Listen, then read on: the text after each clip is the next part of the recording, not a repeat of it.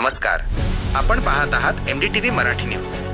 हिंगोलीच्या ऐतिहासिक दसरा महोत्सवासाठी एक आनंदाची बातमी आहे आणि बाळासाहेब ठाकरे हरिद्रा संशोधन व प्रशिक्षण केंद्राचे अध्यक्ष नामदार हेमंत पाटील यांनी या महोत्सवाच्या परंपरा जतन करण्यासाठी मोठा निधी जाहीर केला आहे। भारतातील दुसऱ्या क्रमांकाचा दसरा म्हणून ओळखल्या जाणाऱ्या हिंगोलीच्या या महोत्सवातील रामलीला कथा आणि सांस्कृतिक कार्यक्रमांची परंपरा कायम राहावी यासाठी 50 लाख रुपयांचा आमदार स्थानिक विकास निधी देण्याची घोषणा त्यांनी केली आहे।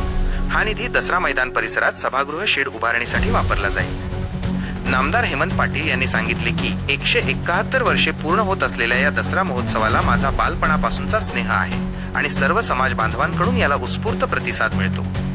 दसरा महोत्सव समितीच्या मागणीनंतर एका क्षणाचाही विलंब न करता त्यांनी 50 लाख रुपये मंजूर केले आहेत। तसेच इतर कामांसाठीही निधी कमी पडू देणार नाही अशी ग्वाही त्यांनी दिली। याबद्दल समितीच्या पदाधिकाऱ्यांनी त्यांचे आभार मानले।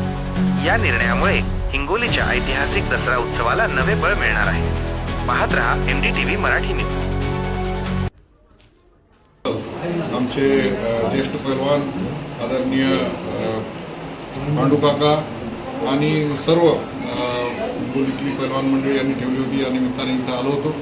त्यावेळेस रामलीला कमिटी जी आहे, मैदानाची कमिटी मला भेटली आणि त्यांनी दाखवलं की जुने आमचे जे शेड्स आहेत जीर्ण झालेले आहेत, सामान ठेवण्यासाठी असेल किंवा रामलीला करतात कलाकारांसाठी जागा नाही आणि अशा वेळेस इमारत पडायला झाली गेल्या अनेक वर्षापासून मागणी करून येऊ शकलं नाही, म्हणून माझ्या वतीनं 50 लाख रुपये माझ्या स्थानिक विकास निधीतून त्यांनी द्यायचं कबूल केलेलं आहे। आणि निश्चित हा जो दसरा आहे ऐतिहासिक दसरा आहे आणि या दसऱ्याची परंपरा पुढे कायम राहावी आणि नावलौकिक हिंगोलीचा कायम राहावा यासाठी ही कमिटी काम करत असते।